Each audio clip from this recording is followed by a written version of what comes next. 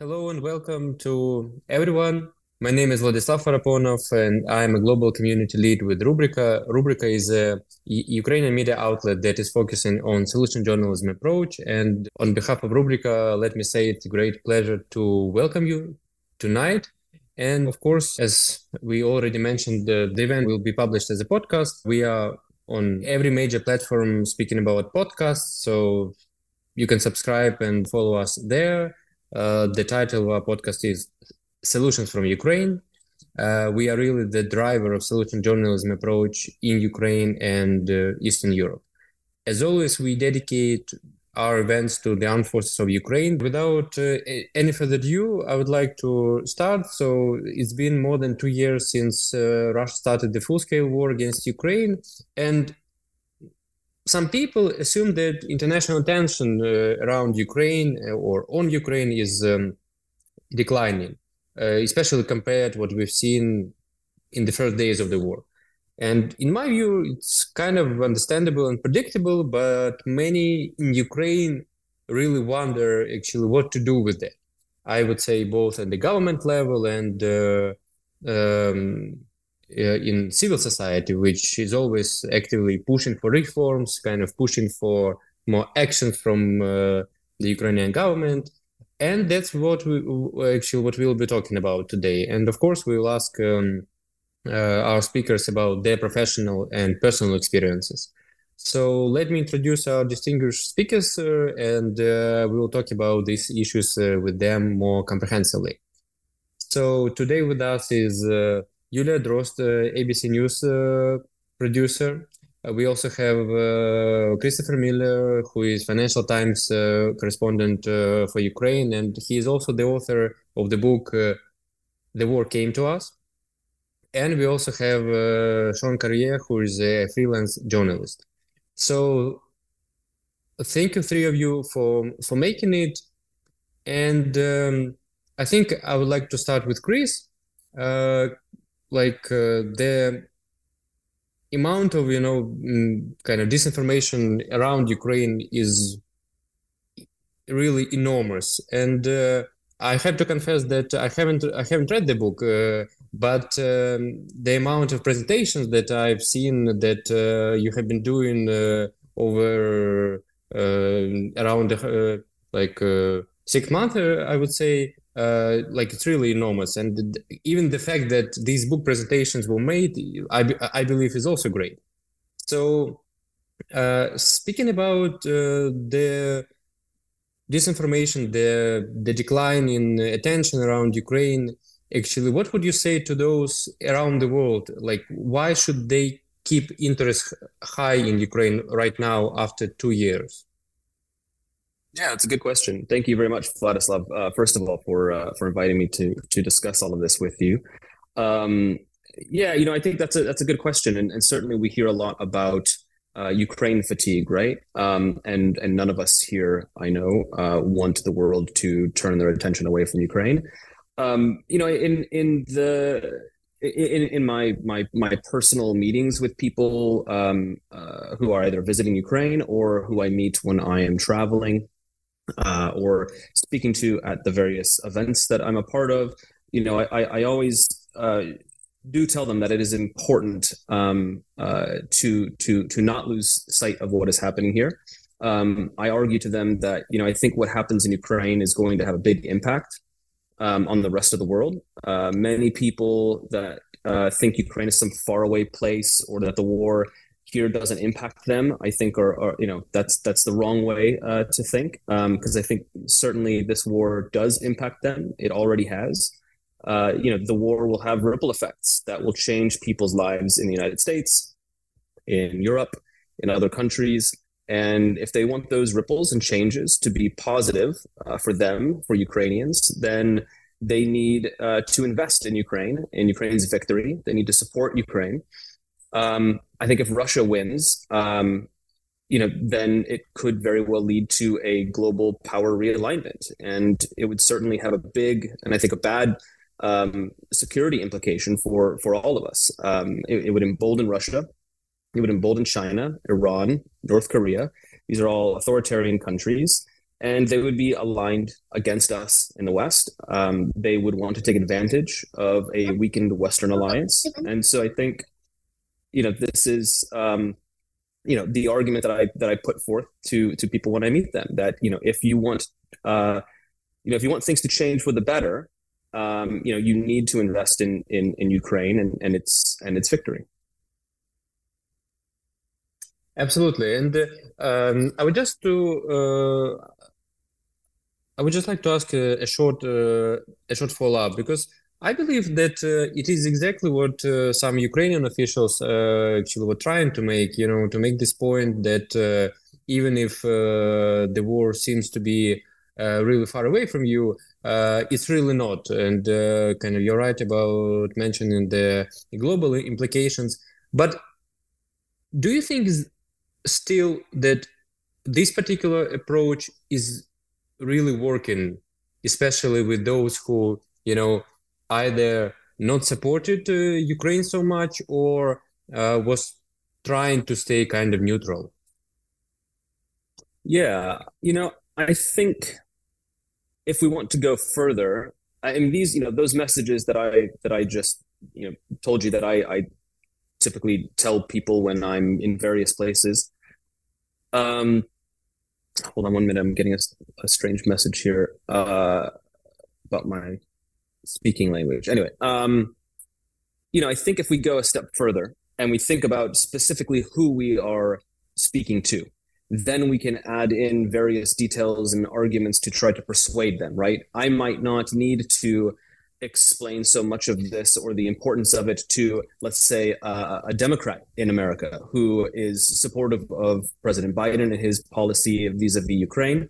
I might need to do a little bit more work in trying to convince a more conservative, Trump-supporting Republican that it is important to do so, right? And so I would think about how to do that.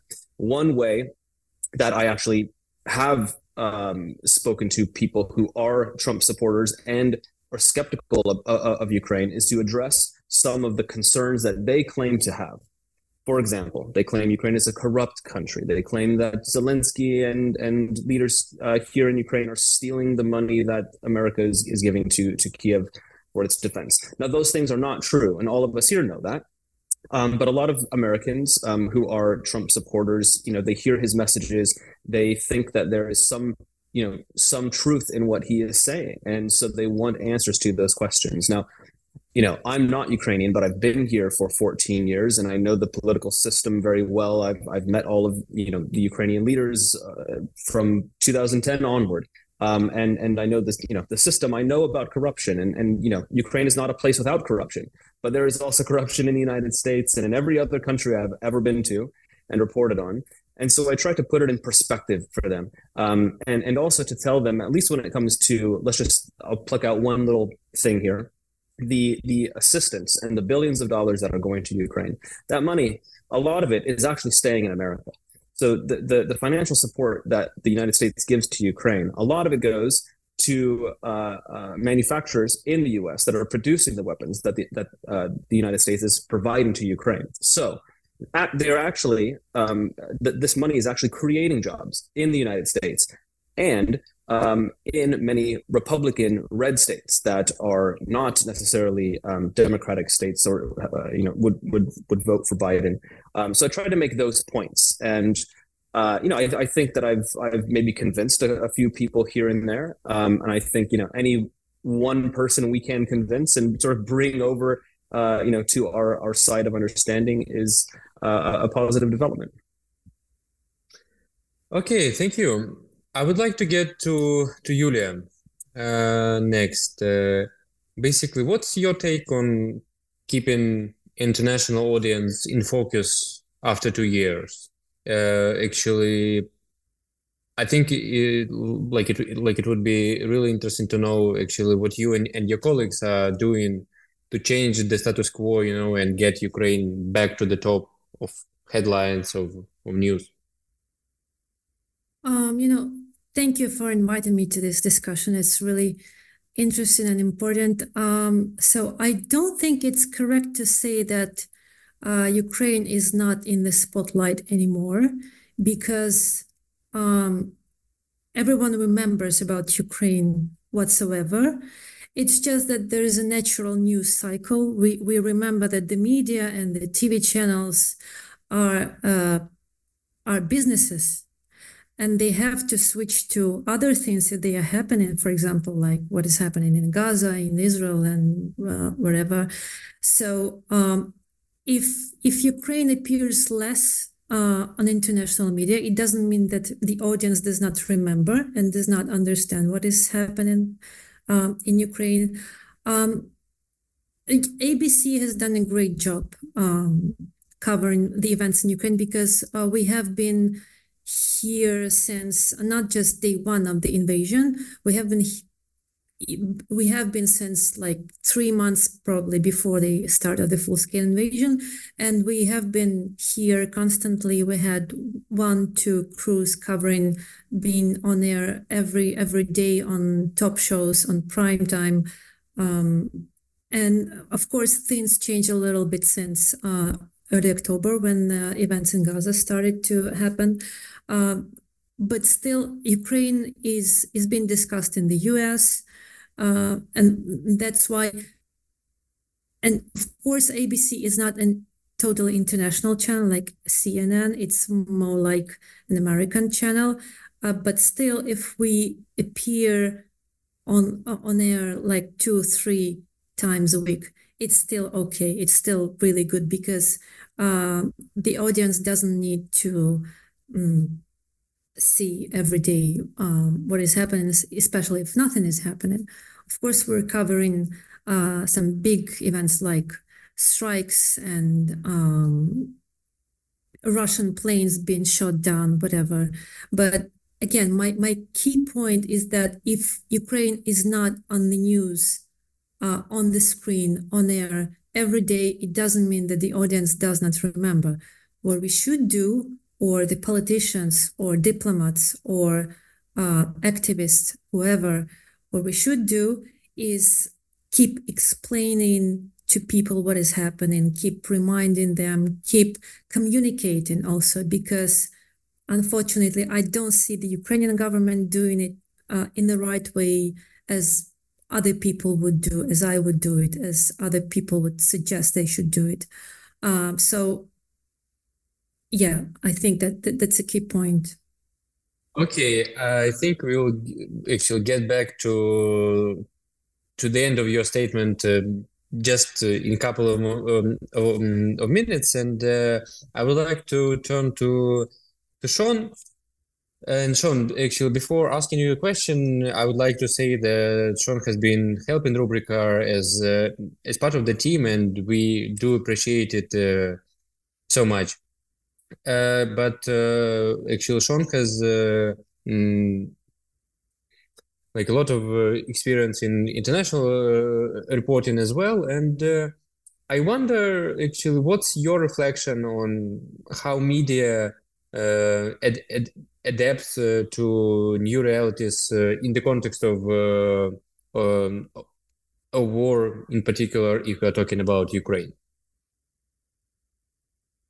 I think when you speak to Ukrainians, they would tell you that the point of the international media is to let people know about the real situation on the ground here, and Ukrainians most often say, "Tell them to send us weapons. We want to sleep at night. We don't, we need air defense.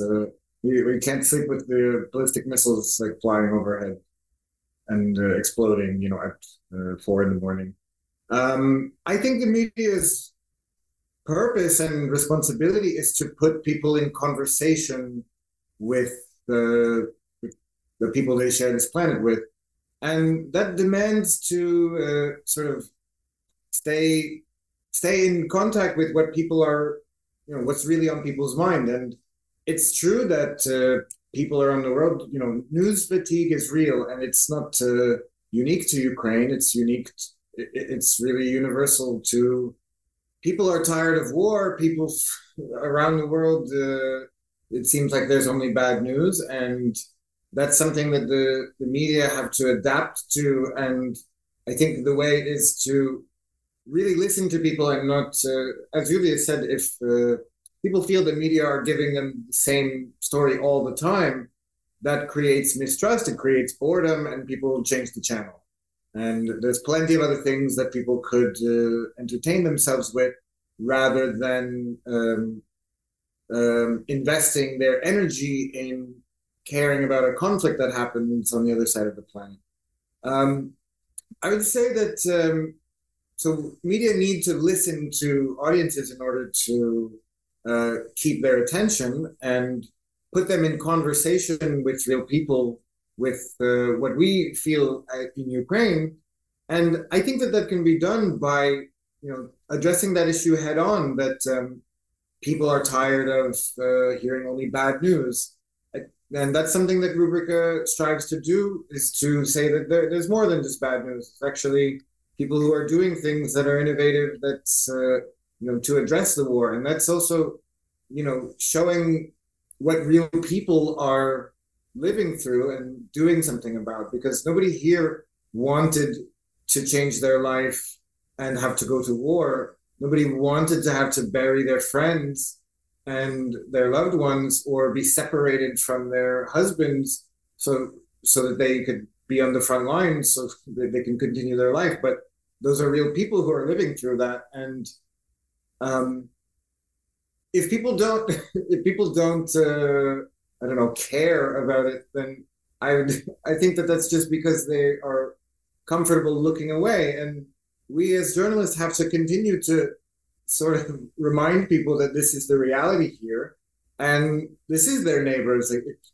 If Ukraine comes under Russian occupation, that's going to be Poland next. That's going to be Latvia or Lithuania or Finland. And in the next few years, Ukraine is, whether Russia likes it or not, Ukraine is going to be getting closer to the EU. And that means that people in Poland and Slovakia and Hungary are going to start learning Ukrainian in school, and people in Germany are going to have Ukrainian representatives there's a Ukrainian representative on to the Berlin Senate. That's now that you have Ukrainians are integrating into European society, that is going to be people's friends and neighbors, and they're going to benefit, they're going to benefit from listening to the people that they share their city, country, and world with. Absolutely, Shawn. And I would just like to add kind of very quick that I believe in Ukraine we also basically all of us really need some good news. But of course, the point of solution journalism is to be kind of solutions oriented and to seek kind of constructive solutions and stories and cases that may be applicable kind of many times. So I would like to move to the second block, and let's talk more about actual journalism. And I would love to start that block with Yulia.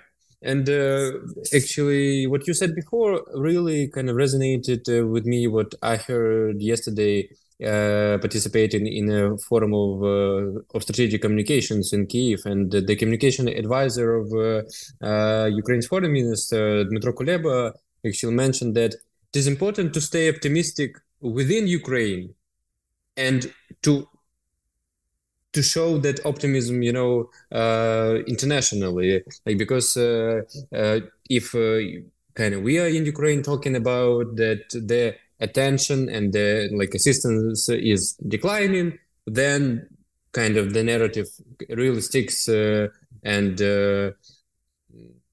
some in the West or around the world are also actually starting to believe that.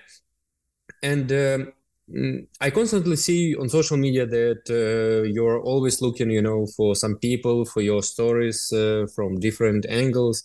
And my question is actually, what types of stories, in your view, are better disseminated in terms of coverage right now and at the beginning of the full-scale invasion? Are these personal stories, as we sometimes call them, kind of war testimonials, or those, providing more context, like explainers, or or maybe there is another format that in your view is more relevant and applicable? Great question. And, it has a few aspects. First of all, as I said, media, a TV channel, it's a business model. A TV channel, say ABC, has, say, two primetime shows, Good Morning America, which is a morning show, and then World News Tonight, which is an evening show. And these two different types of shows will want a little bit different stories because the audience is different, because people have different mood, in the morning and in the evening. And that's why different kind of stories might work.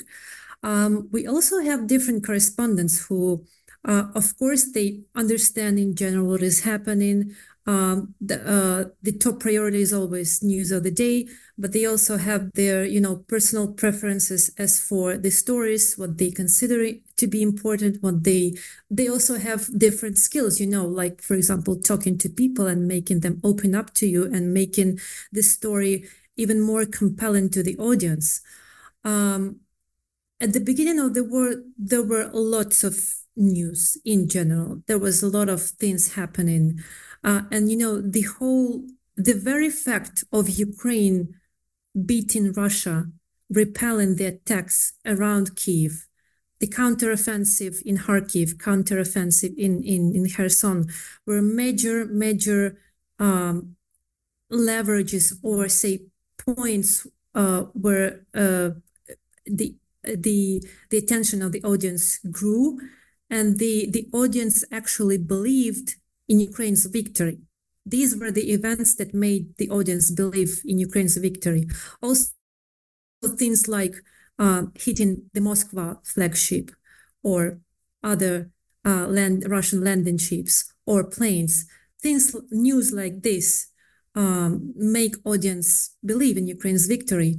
Also, recently, and I've been telling this to my colleagues in the security service, for example, in the military intelligence, I told them that these structures have been given a lot of news, and most of the news that we're interested in are usually coming from SBU and the military intelligence, because they are hitting something in Crimea, they are shooting down the planes, they are hitting, for example, Russian oil refineries, and this is a big deal for the West, and there is also an aspect of, I'm talking about the US now, right? For example, we have Democrats and Republicans, we have people who are fans of Democratic Party or the Republican Party. And for example, if we're talking about the Republicans, what types of stories are more compelling to them? One are stories about Russian atrocities like rape, etc., what happened in Bucha, Izium, wherever, there are multiple places. And also, as I said, things like Russian warship being destroyed. Big deal for them. It really, it's, on one hand, it's something compelling to the audience, which makes the audience come to our channel, and this makes profit. On the other hand, this is some kind of communication between Ukraine and the US audience, what results eventually in their support for Ukraine, and eventually results in some probably political decisions, because they are taxpayers and they are voters.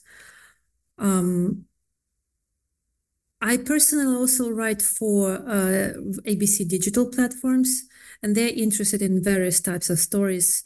Latest is mobilization, for example, or I think we will be the first foreign media covering lack of labor force in Ukraine, which is kind of an economic paradox. When businesses are growing and developing, but they can't find people, there are physically no enough people to fill in all the positions. So different types of stories work for different platforms, different audiences, different shows. And as we're talking about the solution journalism, you know Valery Pecker, which is a prominent Ukrainian economist and philosopher, I would say so. So recently I read a post of him on Facebook, and he quoted Robert Sapolsky, who said that when we are too empathetic, when we see someone's stories and we feel this story, we feel it so deeply that it makes us turn away from people and not help them. But if we are seeing this story in a cognitive way without emotions, it prompts us to help people. So this is what solution journalism does. I think, of course, TV in particular and social media are more about emotions. But if we could somehow add this solution aspect, that would probably be a better communication. Yeah, indeed. I would like get back to Chris. Of course, you're welcome to reflect on what Yulia just said, but I would also like to ask you very, very important question. I believe many Ukrainian journalists will also love to listen to this podcast. And how can Ukrainian media help you or other international journalists that are constantly in Ukraine, or those who are come and go, especially those with the English language pages, like Rubryka, for example, and many others, like basically, what's the best way of kind of collaboration between Ukrainian and international media, for example, as the Financial Times is? Yeah, good question. I really enjoyed listening to Yulia there, by the way. She had a lot of really good things to say. I would just, in short, before I answer your question, just say that, working in print media, we think about stories, which stories we tell, and how we tell them similarly to what Yulia did. It might be a little bit different. While yours is a medium on television, in print, in a newspaper, there are only so many sort of ways to tell a story. But because we have a very active website, we do also think in terms of visuals, and that means videos and photographs and multimedia type journalism too. But anyway, I thought what Yulia had to say was very interesting. On your question, I read a ton of Ukrainian media every day. That's what I do when I first wake up in the morning. Besides pouring a very large cup of coffee these days, because we all get very little sleep because of Russia's missile attacks and air raid sirens here. The first thing I do is open Ukrainsky Pravda, Novaya Vremya, or New Time, Liga. What else do I read? Mirror of the Week, everything. And I typically read the sites in their Ukrainian form, and then I do follow their English language sites as well. I think for the broader public, what I think is interesting is how many Ukrainian sites have turned to developing an English language section of their website, or also formed or started an English language Twitter or social media account. I think that has really helped just generally for the general public. Oftentimes it is Ukrainian media who knows where to get the first reports from the president or from the prime minister. And it's oftentimes Ukrainian media who first has the sort of, news out there, and they're very quick about getting it out in English. So that is useful, I think, for a general audience. It also is useful for myself, how active Ukrainian media is.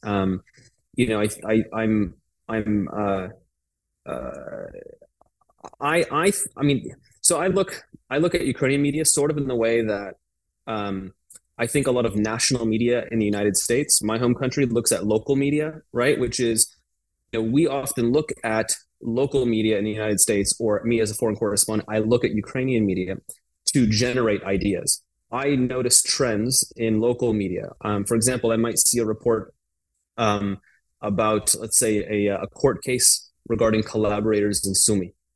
And I might think that's interesting, and then look for similar court cases, and maybe I spot some kind of trend, and then it becomes a story that we publish at the Financial Times. And it becomes a bigger, broader story. It's an international story now, right? It's Ukraine's efforts to track down collaborators and people who are working against the state, and the many cases that they have open against these people. So it could be something like that, for example. So in that sense, Ukrainian media is valuable to me because oftentimes I generate my story ideas by reading local media. I think the sheer amount of media that comes out is impressive in wartime. I think despite the sort of state censors that come with martial law, I've been pleasantly surprised to see a lot of solid and critical reporting done by independent media. Rubryka Svoboda, Ukrainska Pravda, and they all do great stuff. Nasze Groshi as well, right? They have done some of the reporting that has made big headlines, not just in Ukraine, but internationally, right? Nasze Groshi and I think Ukrainska Pravda, and they have done stories on corruption, even in wartime, that I was very impressed by, and that led to myself and my colleagues also covering those stories.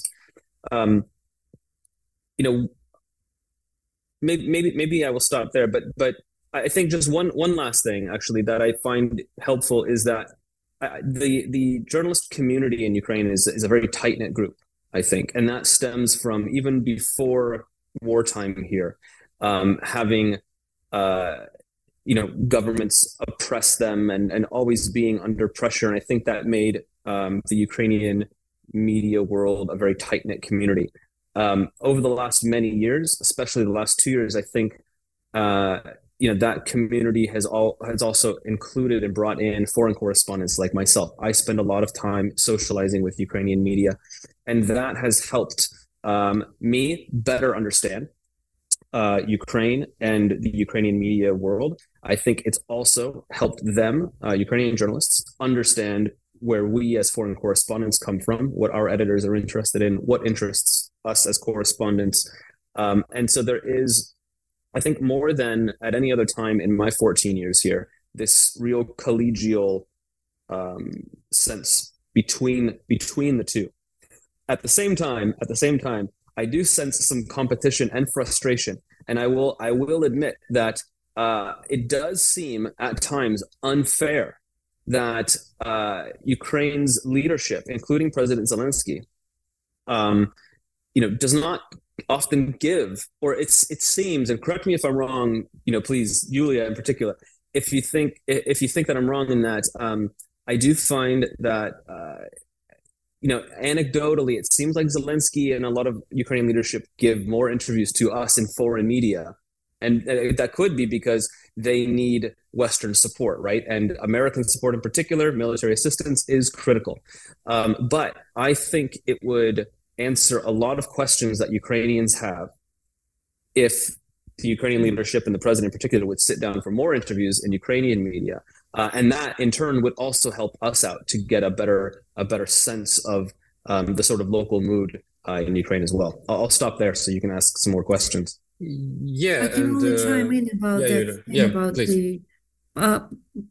May I chime in? Just I just remembered the moment in our newsroom or our conference call with my colleagues in London when I said that Zelensky gave an interview to some Ukrainian channel, and I mentioned that this was actually his first interview to Ukrainian media. And my coordinating producer said, "But what? It's been like a year and a half since the start of the full-scale invasion, and is this really his first interview to Ukrainian media?" I mean, he was all over the international media. So yeah, I totally agree on that point. I want to follow up on that also because Shawn, I remember please. several years ago, anecdotally, I want to share an anecdote from several years ago. Never happened, but I was preparing to do a possible let's say it's more of an exercise, but I was thinking, what if a foreign journalist were to interview Bashar al-Assad in Syria? Different situation, but I noticed that a lot of journalists would try to sort of catch him. There was a famous moment where the journalist pulled out a photo of the child in the ambulance, face covered in dust, and the journalist asked him, like, do you cry when you see this photo? And I just thought it was such a fail of a moment, because it was sort of like the foreign media trying to win some points or something.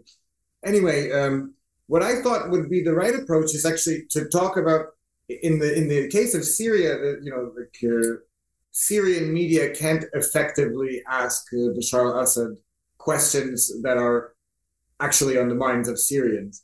But what I thought should be the role of foreign journalists is to speak about real issues that are affecting people in that country, while also fulfilling their job about what is important to an international audience.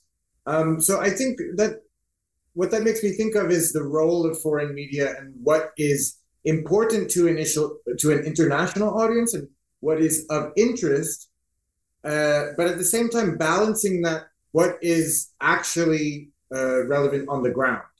And those can be two different things, but I think that there is a space where they can be combined. And I think that foreign media and local media have a lot to learn from each other and should be working together. I have sort of taken the approach, which is very different from Chris's. In past places where I've covered the Middle East, I sort of stuck with the journalist crowd, but in Ukraine, I've taken the approach to just only stick with Ukrainians and learn from them and avoid the journalists. But I think that can create, I think the space for the best work to be done is when journalists can carry the issues that are on the minds of Ukrainians and then turn that into something that is relevant to the international media because it's actually the feeling on the ground. And I think that that's the best way to intervene.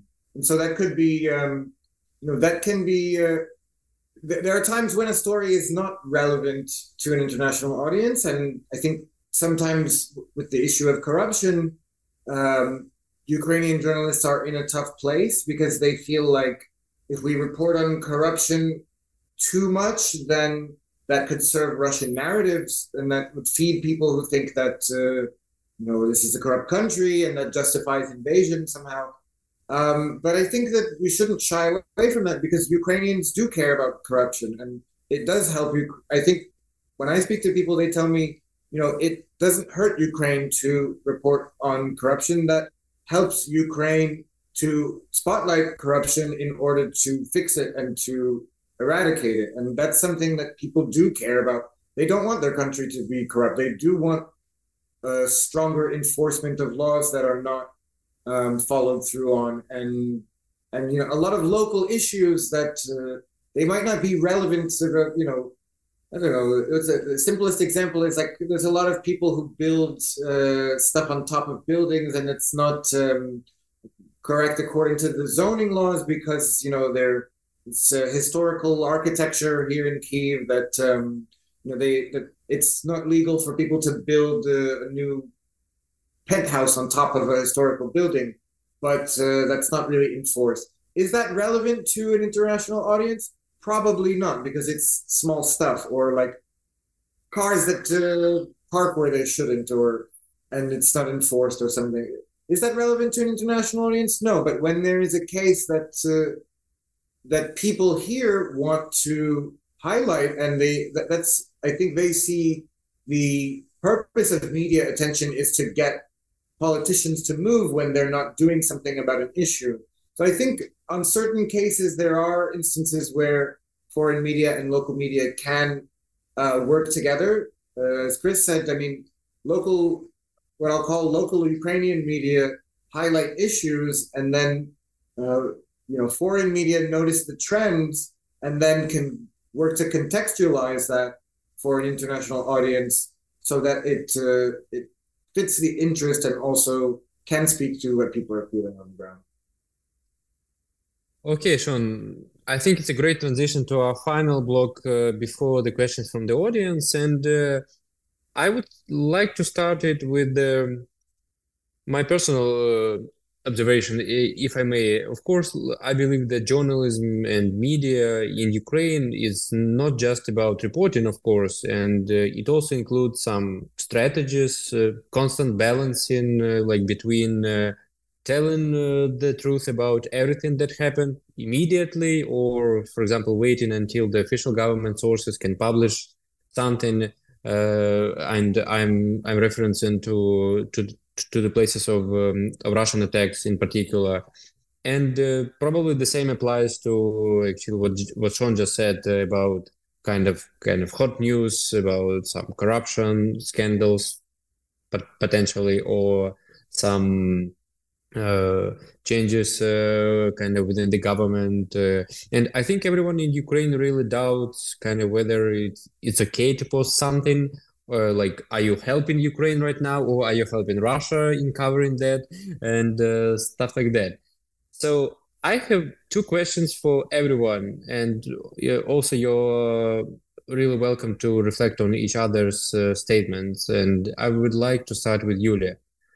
How would you assess kind of what Ukraine is doing in terms of its international communications, both from the private sector, from the civil society part, from NGOs, and from the state? And the second, which you actually almost started to answer, is actually what would you do differently if you were advising President Zelensky, for example, or the government on communication, and in particular regarding international communication? Well, first of all, let's accept that we're saying this as journalists, not professional advisors on communication, right? We are sort of a media that is in between the audience, some politicians in the US, in Ukraine, NGOs, ordinary people.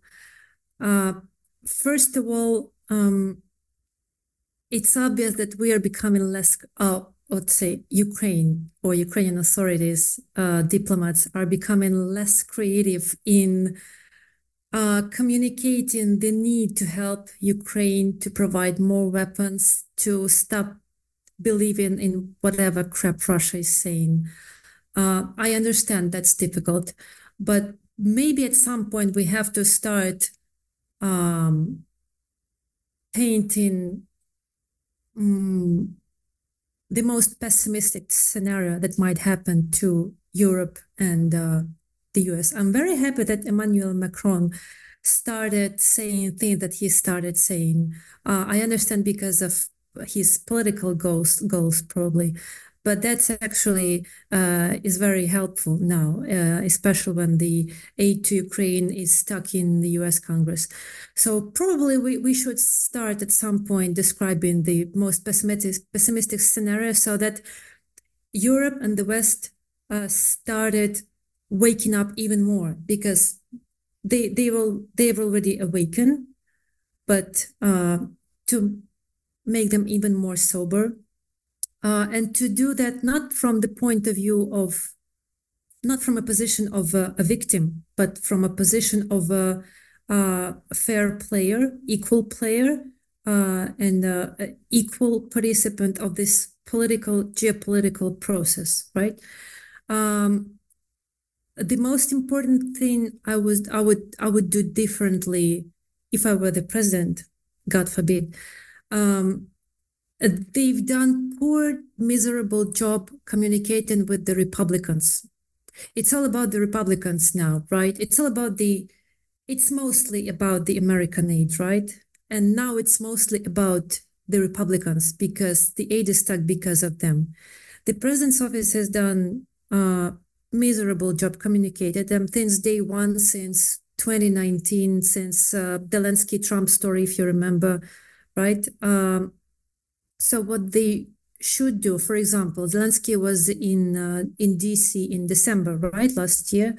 So he said something like he was rumbling and saying, "Thank you, Mr. President. Thank you, Joe Biden. Thank you, Biden. Again, thank you, Joe Biden." What he should have done probably is, "Thank you, Mr. President. And I also want to take a minute and say thank you to all the American people, because the patriot systems that you provide us, they help to save life of this, say, little girl Oksana, or 5-year-old boy Andriy, wherever in Kharkiv or in Kiev. They could have died, but the patriots that you provided us saved those lives. They make it real.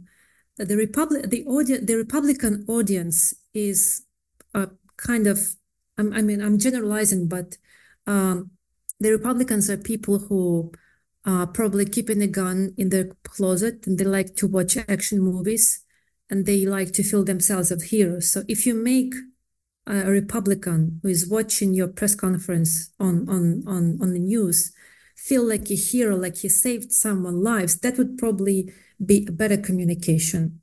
It's just a random idea. Okay, I cannot miss an opportunity to comment as well before I turn to Chris as the head of the Institute of American Studies NGO in Ukraine. I would really like to say a lot, but I'm just a moderator today. But basically, just to your point, that I believe President Zelensky actually many times he thanked the American people, and in particular, actually those in Congress from both sides of the aisle, and probably not so much as he should be. I agree, but actually many times he really did that, or actually maybe that approach that kind of you proposed about making connections to the personal stories. I also heard kind of that idea from many international journalists, and probably that maybe what will be, I would say, watching soon, because the American support to Ukraine is still needed, and probably that approach will be kind of relevant. Okay, Chris, what's your take on international communications of Ukraine, and if you were about to advise the president and the government on international communications, actually, what would be your advice in particular? Gosh, well, I would like to remain a journalist and not advise any governments on their communications. But if I were to do so, I suppose, I guess first I'll give Ukraine and Zelensky some credit here, because I actually think that Ukraine very generally has done a great job over the last couple of years. Considering the challenges and the difficulty and the situation that they found them in, and I think Zelensky's probably most important decision simply to stay put, not to flee Kiev, and to remain here, and to use his skills as an orator and somebody who has experience behind the camera, to utilize social media in the way that he did in those early weeks was, I think, no less than brilliant, and also equally, very brave. I think he's done, generally a very good job. I think there are several things I might have done differently at different stages of the war in terms of, how he communicated, or the tone of that communication with some Western partners that I think at various moments helped, but at others came off as more grating. I think if I had to advise the president right now, I would say Ukraine's at a particularly challenging moment. I think that what is I think important right now is transparency and honesty. I would probably advise the president, who is not great with dealing with public criticism of himself and his administration. That a bit of radical honesty is probably in order. He needs to be frank with the Ukrainian people, tell them about the things that are going well, but also the things that are not going very well, and that could very likely get worse in the current situation. And that is not only Ukraine's doing, but it's also my country's failure to provide continual military assistance. But he's probably going to have to make some very, very difficult decisions this year. Those decisions are going to need to be made for the sake of Ukraine's survival. Right? This is an existential war, so he should be out there, telling Ukrainians that he's taking full responsibility. And that while these decisions are going to be tough and painful, they need to happen. I would tell him, to take responsibility for mobilization. Right now, there's a bill in Parliament that you all know is very controversial. It's a complete mess with thousands of amendments, and nobody seems to want to take responsibility for it because it is controversial and deeply unpopular. But I think Zelensky, being the president, needs to step up, and even if that costs him some popularity and percentage points in polling, he needs to step up and take responsibility for that.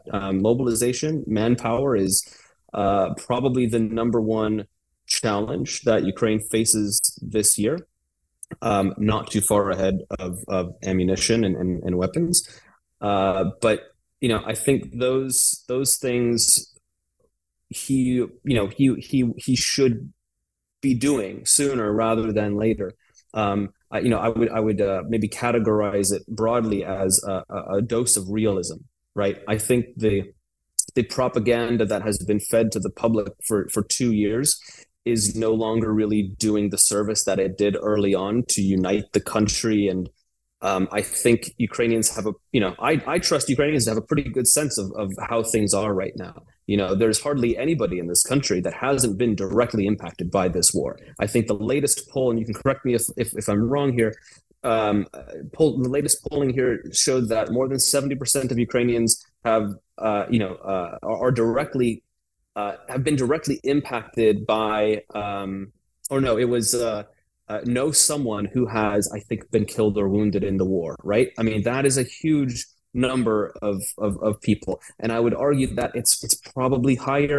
And if they don't have a direct connection to someone who has unfortunately been killed by Russia's aggression, then they certainly are aware of friends and further acquaintances who have. And so I think just generally, I think it's time for some real talk on the part of the administration.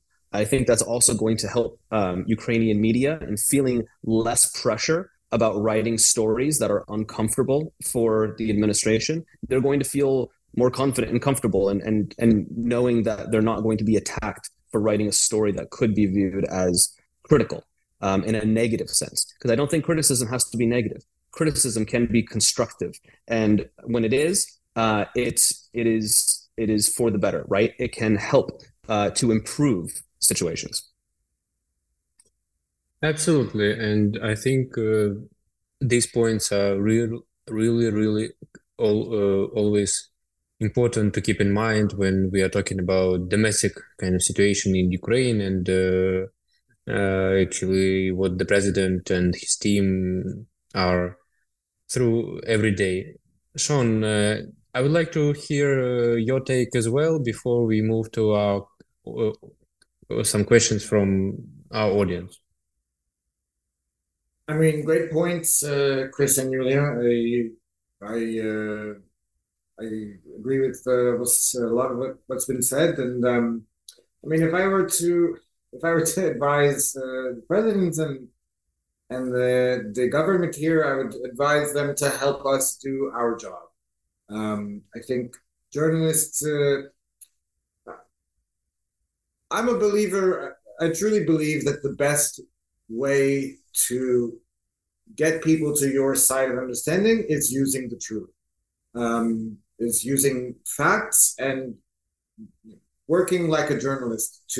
That I think is the best way to respect people enough to make their own decisions about what is the state's policy, what are public policies that are going to affect them. So I think, as Chris said, Zelensky did a great job of doing what needed to be done in the first, the first phase after full-scale invasion. And what's going to be needed for the country is changing, and there are hard decisions that need to be made now. I mean, a lot of people are worried about potential mobilization and how that's going to affect their life.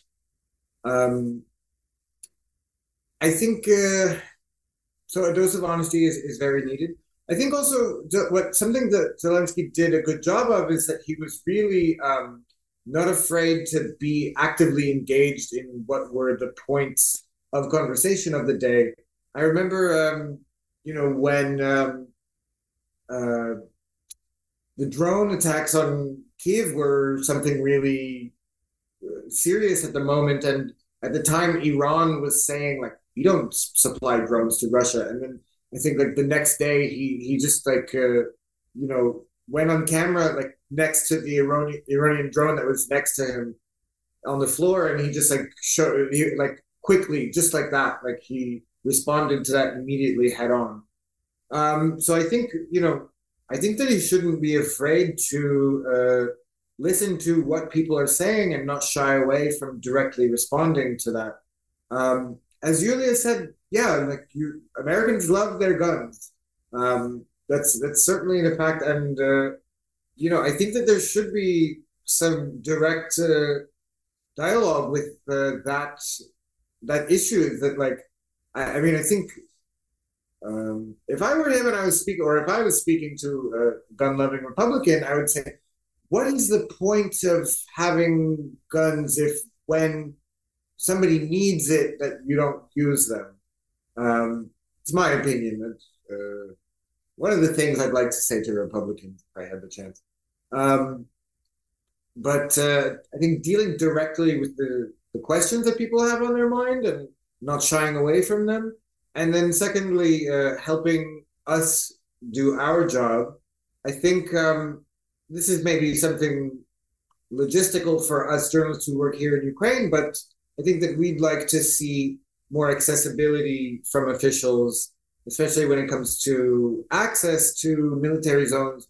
Of course, it's understandable why they are not so inclined to let journalists, except in most areas, I mean, journalists can go freely, but when it comes to frontline areas, it's quite difficult to arrange the access to get there for obvious reasons that the military needs to know who's coming to their areas and to keep, they have sort of a responsibility to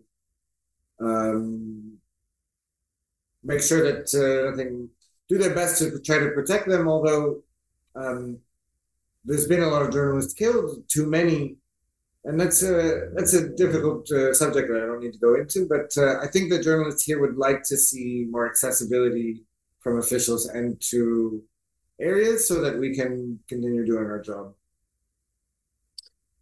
Okay, and basically that's it from my side. Now we are turning to your questions, and actually, while our speakers will be answering some questions from our audience that have been submitted in advance, I would really like to appeal to those listening us online, and you can also prepare your questions and you will have a chance to ask them. Okay, basically we have two questions, and the second, basically the first one is a bit short, and I would like to start with Chris about it, probably then Shawn, and then Yulia. Can you share some of the most memorable moments that stood out to you while reporting from Ukraine that impacted your understanding of the war in ways you might have not anticipated? So the question is kind of, did these kind of memories challenge your assumptions about the war, and actually did it influence the way of reporting that you are doing? Yeah, it's a good question. I will actually go back further than or beyond or back in time before 2022 and say that I think the first major event that I covered here as a correspondent that really had an impact on me was Maidan, the Euromaidan revolution, or what turned it into the Revolution of Dignity. That was deeply inspiring. Seeing people spill into the streets, to defend their freedoms and dignity. That was incredibly inspiring. That same spirit that carried over into volunteering as medics and soldiers to stop Russia's aggression in the Donbass in 2014 was equally as inspiring. And I think it was actually in 2014 that I got my first look at that, and also my first glimpse into what Russia and its soldiers were capable of. So what had a really impact on me, for instance, was also one of the bigger stories that I reported on and wrote was about, many of you will recognize the name Igor Strokov or Igor Girkin, the Russian former FSB officer who's now in jail in Russia for criticizing Putin, but who helped with Russia's annexation of Crimea in 2014 before moving over to Slavyansk and fighting there and leading local militant fighters with Russian operatives and soldiers.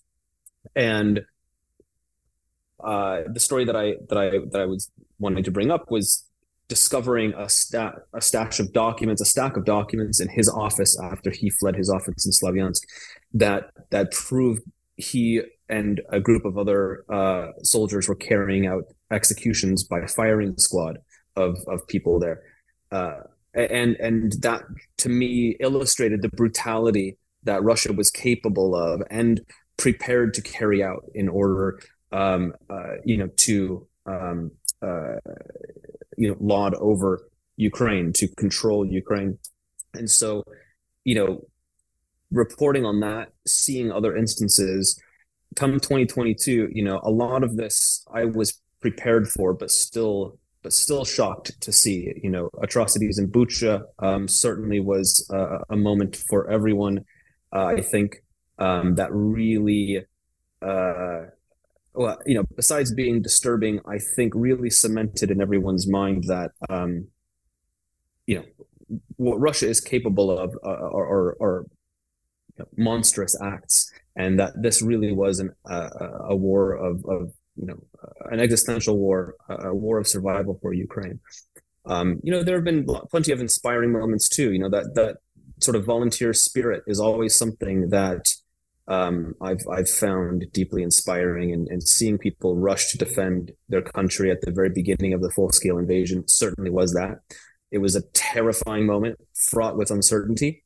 Nobody knew what was happening and what would happen and what they would wake up to the next day. And I think Kiev came very close to falling, closer than a lot of people, I think, truly know.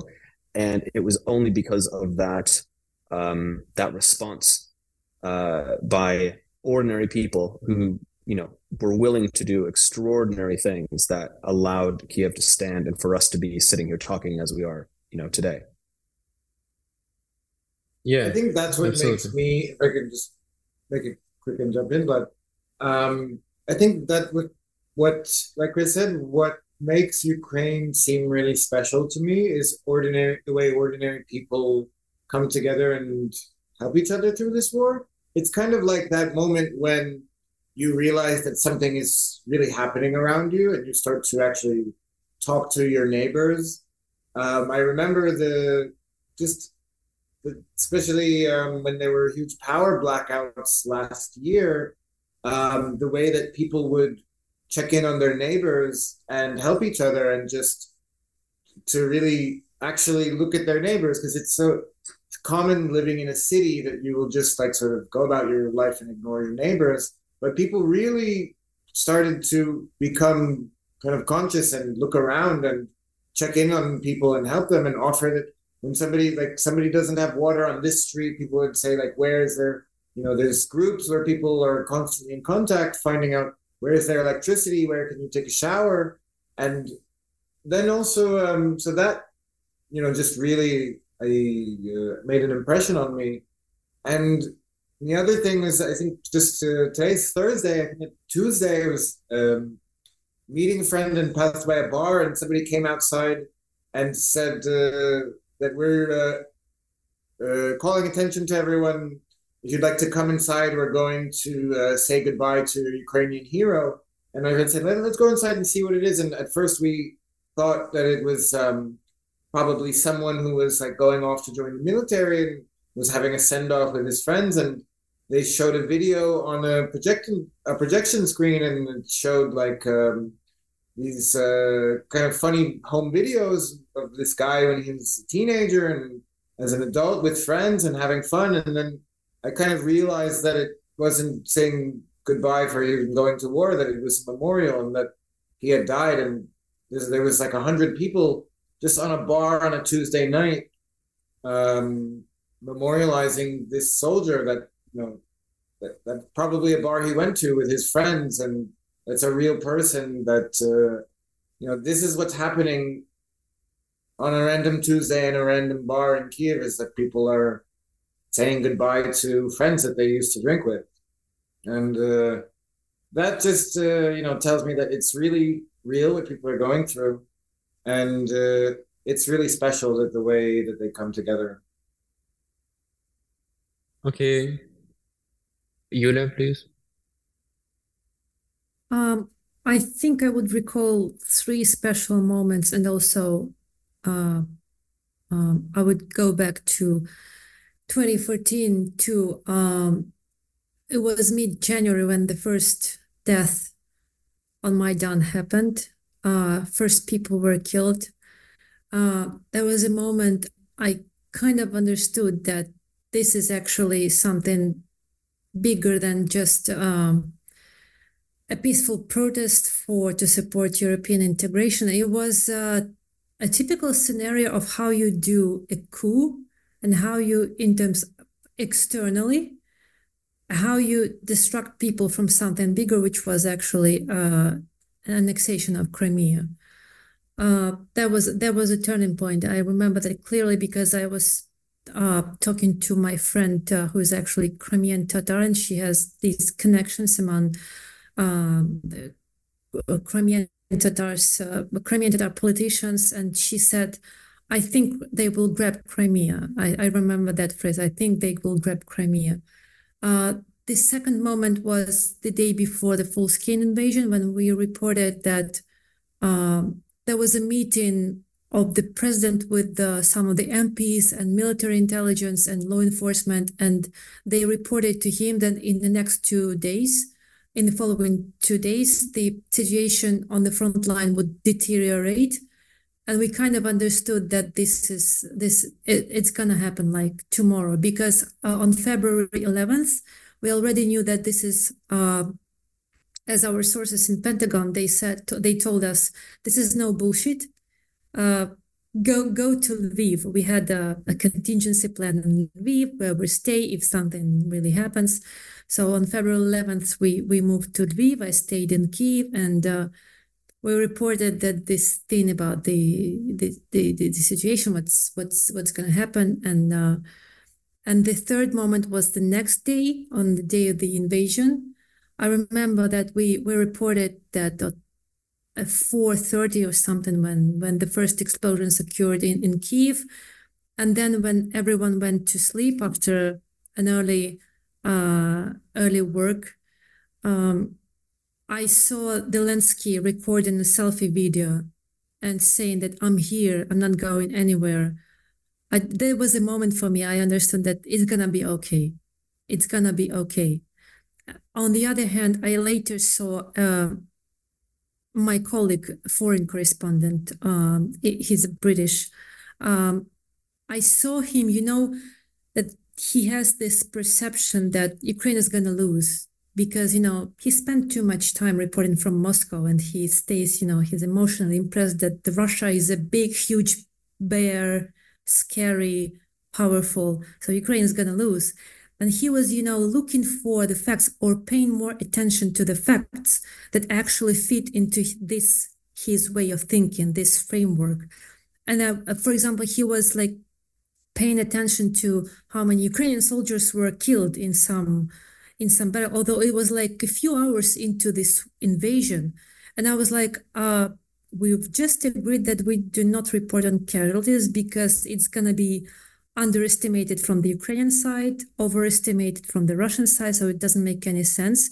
But, he was sort of looking for these facts that fit into his idea that Ukraine is going to lose. And I was like, I think the Ukrainian army will prove you wrong, but we'll see.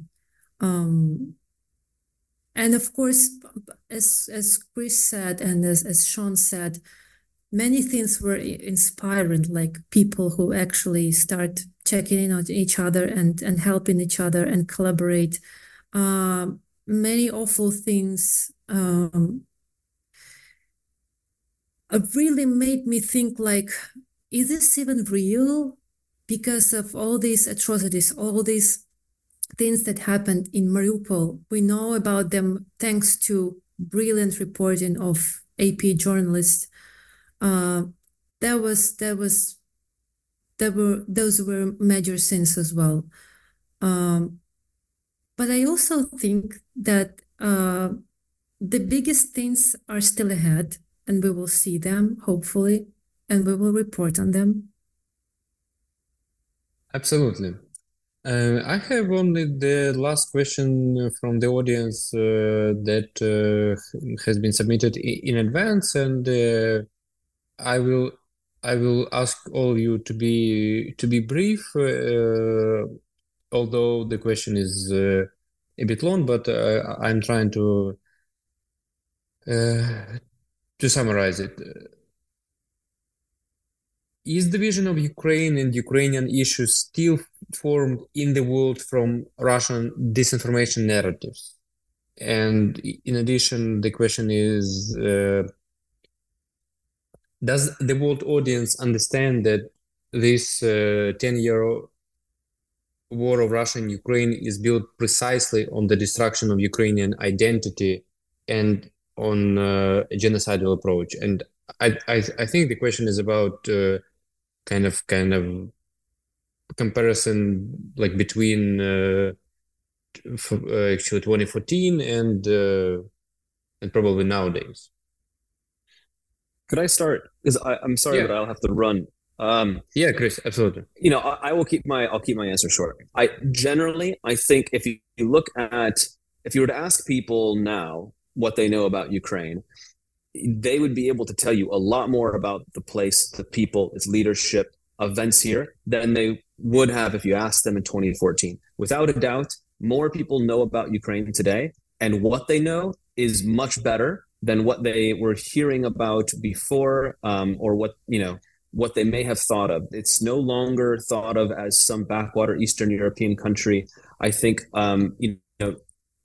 generally most people don't refer to it as the post-Soviet state Ukraine, right? People do view it as an independent state. They do understand Ukraine's aspirations to become a European nation.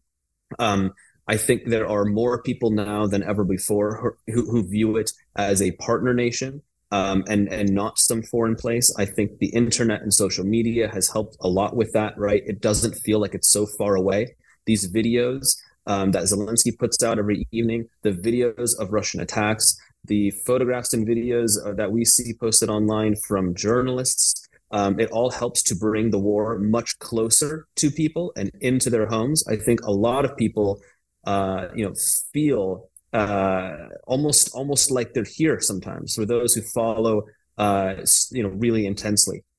And that's overall a positive. And I'll just end by saying, Russia's disinformation is pervasive. It's still there, but a lot of people have learned to tune it out and to recognize it. And I don't think it has the same impact that it did in 2014, and certainly not in prior to that too. I think there's been a lot of learning and understanding that's happened in the last 10 years, and that's why a lot of it has not really stuck or really impacted the situation, I would argue, in the last year or so. With that, can I just please say thank you very much, and I apologize, I have to take off. But Absolutely, Chris. thank you. This was fantastic, everybody, for the Thank you for the great conversation. Thank you. We do appreciate your time. Thank you. So Yulia and then Shawn for the final remarks, and if there are no questions from the audience, that will be all for today. Yeah, just to save our time, I will support totally what Chris said. Absolutely, people abroad now know much more about Ukraine than they used to 10 years ago or even 2 years ago. Of course, there are people, even among, I would say, congressional staffers who still believe that crap that Russia is spending. Just because Russia is spending tons of money on spreading disinformation, and there's no use beating disinformation. It just doesn't work. What we should do is reflexive control, but that's another question that we have already discussed about a way of communication of Ukrainian government, for example. As for this question about genocide, it's a little bit more complicated, and I think it's just about legal framework. It's about war crimes. It's just a category of war crimes. It's a category of international law, and I don't think like that average people will follow. Like, they won't wake up in the middle of the night and thinking, "Oh, is it a genocidal war?" I don't remember, but did any court recognize this war as a war of genocide? I mean, this is legal framework. But definitely there is still way to go for Ukraine in not countering disinformation, again, as I said, but